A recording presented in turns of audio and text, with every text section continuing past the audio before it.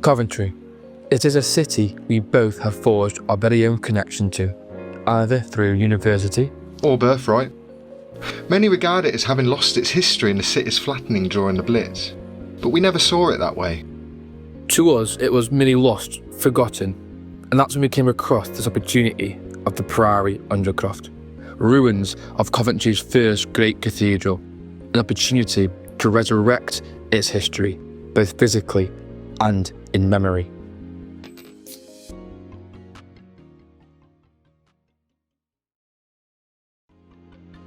When we first came here to the Priory Undercroft, we saw merely a small ruins, but we understood that potential lay deeper. The story we uncovered in our journey to understand these ruins is truly one of wonder. History hides its secrets well. Even the greatest achievements have been forgotten to time, as Coventry proved, letting nearly 500 years pass over the forgotten ruins of this once important site. Surviving Vikings, wars and abandonment of his own people, this building still stands alongside you, granted only partially. This site could be traced back 1300 years to a nunnery built in the 8th century. Here, we stand in the very cornerstone of Coventry's local history. The original nunnery may have fell to the Vikings, but with its re-establishment into a monastery under Earl Leofric and Lady Godiva, it became a place of worship, politics and conflict. St Mary's stood as both a symbol of faith and a valuable prize in the contest of power and piety.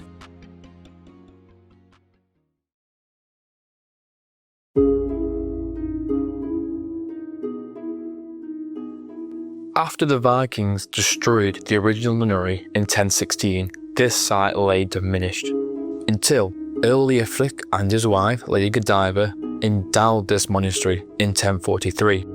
Almost from the start, this new monastery, despite its spiritual purpose, became a centre of power and commerce. It was granted land in Warwickshire, Leicestershire and beyond. Furthermore, the monastery was granted privileges to lord over these lands. That meant that money and obedience were now expected to the monks who lived there. The monks who founded this monastery were followers of St Benedict of Nursia. And what St Benedict did was create a new rule set for monastic orders like this, which supplanted the ascetic, really hard Celtic Irish rulebook which had existed up to that point. And a key part of that was a vow of locality. The monks here weren't just passing through, they were loyal to Coventry, they were of Coventry, and to quite a significant extent they were Coventry, because the life in the city was so closely tied to the economic output and spiritual influence of this location. The Benedictine order, if we can call it that, had no central hierarchy.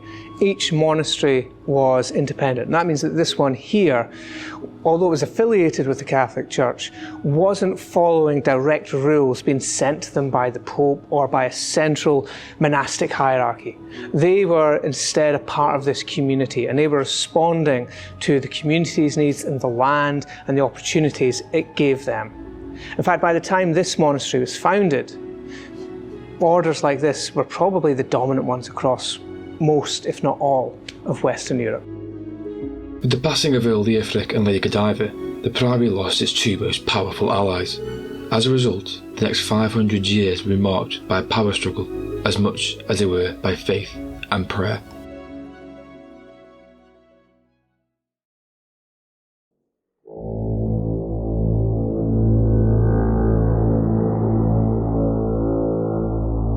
In 1135 saw the death of King Henry I. Conflict sparked between his nephew, Stephen of Blois, and his daughter, Empress Matilda. A kingdom divided, nobility emboldened. Soon, England collapsed into feudal chaos. By the 12th century, the priory had grown in stature, owing to Coventry's booming economy and successful woolen trade. The city was on its rise. In the centre, a towering church, a place of worship, prayer and learning. But faith couldn't save Coventry from the fury of civil war. Robert Marmion, the Lord of Tamworth, was an aggressive ally of King Stephen. In the contested Midlands, Marmion made his stand in Coventry, where he did the unthinkable. He expelled the monks of St Mary's Priory and converted the cathedral into a fortress. He dug defensive ditches through the cloisters, erected barricades within the church, and stationed men where monks once stood. Within the ensuing battle, Marmion met his fate. Riding through the very ditch he had ordered dug, Marmion's horse lost footing. The Baron fell, and before he could recover, he was cut down by a common foot soldier.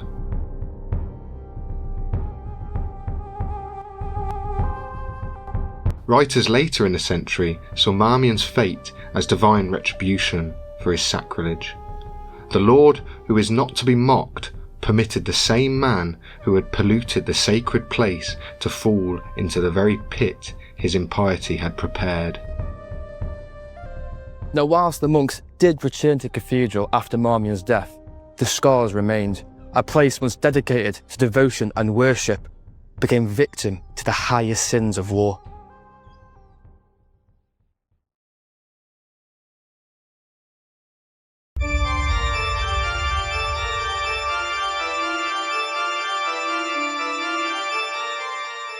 For the 2 centuries following Lady Godiva's death, St Mary's had to deal with the constant conflict of their local bishops. One such bishop was Hugh de Nonant. Nonant was no ordinary cleric. Trained in diplomacy, fluent in canon law, and well connected at court, he served King Richard and later John with sharp political instinct. He held office as both the bishop and sheriff. He ruled not only the souls of Warwickshire, but its jails and courts. Nonant saw the Benedictine monks of St Mary's as an obstacle. To him, they were outdated and disobedient. He envisioned an order that followed the words of the bishop. Nonant eventually grew tired of them. He stormed the precincts of St Mary's. Monks fled or were dragged out, records seized, property damaged, and the bishop, it is said, was injured during the scuffle. Armed with the authority of the Pope and the King, Nonant consumed the priory.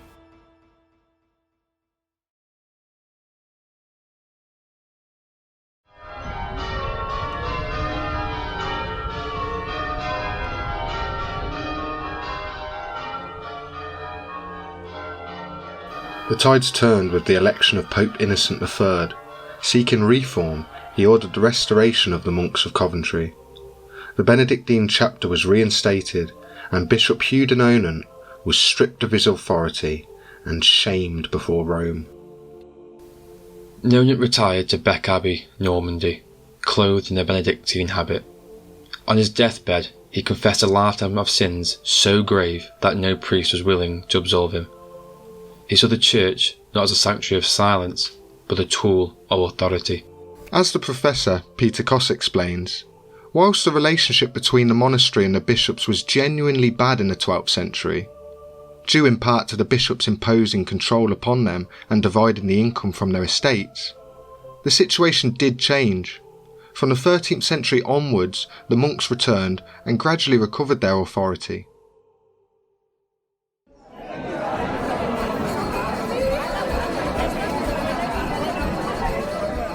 Upon the priory's endowment, Leofric and Godiva granted land to the monastery, splitting Coventry in 2, with the northern part of the city being granted to the monastery, becoming known as the prior's half.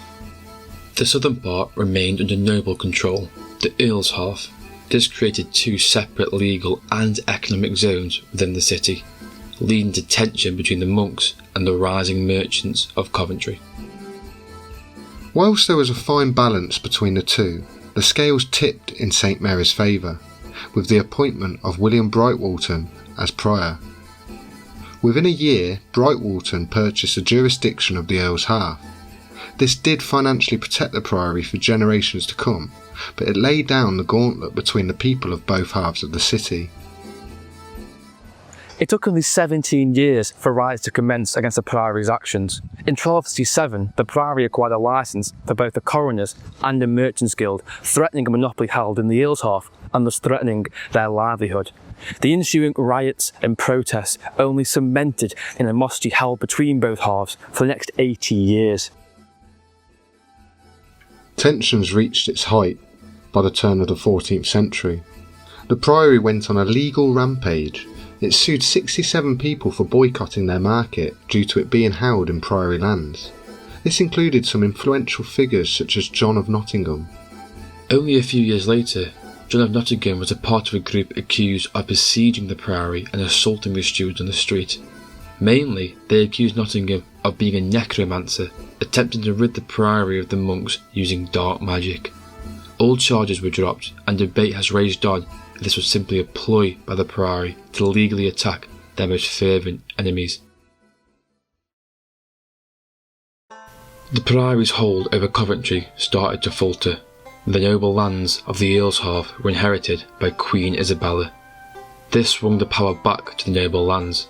It took just over a decade for the town to be seen economically as one. The acknowledgement of a whole separate town under prior influence had started to fade. 10 years later, the struggle for power between the two halves came to an end, with the tripartite indenture. This was a transition of rule from the noble powers of the Earl's half and the cathedral of the Prior's half into the corporation. When a line was drawn, and eventually it was neither the Prior nor the Earl who dominated Coventry. The merchant hierarchy, the oligarchy that ruled, that wished to become independent of any overlordship, they gradually got control of the city and there was a tripartite agreement and they became independent. However, the cathedral wouldn't give up its power too easily. The lands under the cathedral itself were still acknowledged to be under priory influence, which due to its sheer size still came to about a quarter of all of Coventry. The conflict between the priors and the Earl's half was the foundation of the city for nearly 300 years. The growth of the actual cathedral matched the growth of its influence over the city, both physically and economically. From a simple priory to an economic powerhouse and one of England's largest cities, the priory grew, attaining over 1,500 acres of land. That's almost 1,000 football pitches.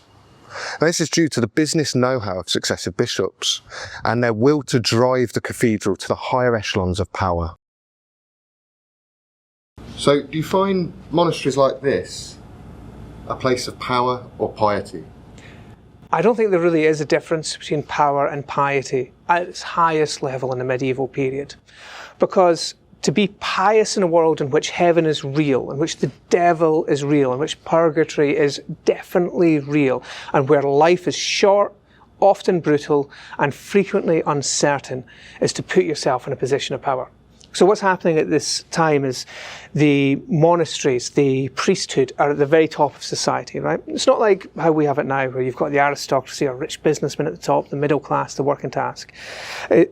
It's the literal priesthood at the very top of society because they're praying for your soul. When you die, there's no guarantee you're not going to spend centuries, if not millennia, in purgatory before a decision is even made on whether you go to heaven or hell. Purgatory is an awful place to be as well. You don't want to be there. So what needs to happen is the priesthood, the monks, the nuns, they need to pray. They need to be putting grace out into the universe to help speed souls along to their eventual destination of heaven. And as that doctrine emerges and evolves over the course of the medieval period, places like this, places of piety and religious belief, become increasingly powerful because these are the places that essentially act as the gatekeepers of heaven.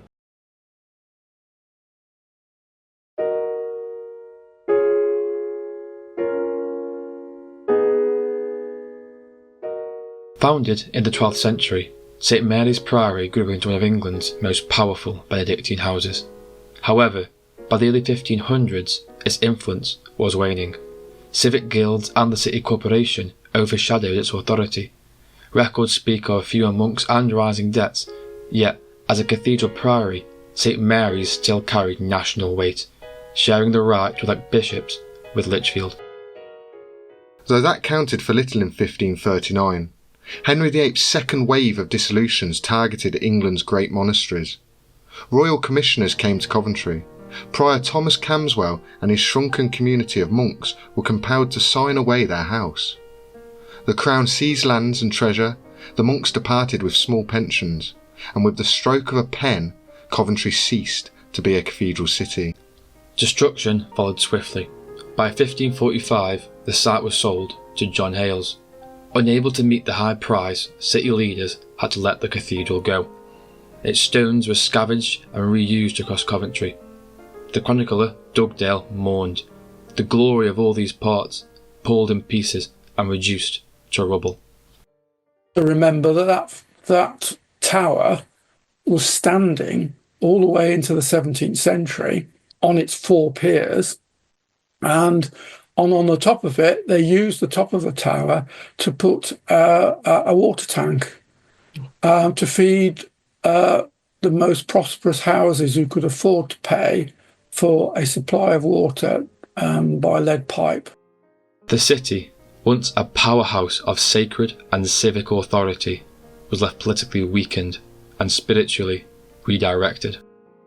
Though only fragments remain, undercrofts and scattered stones, St Mary's endures in memory.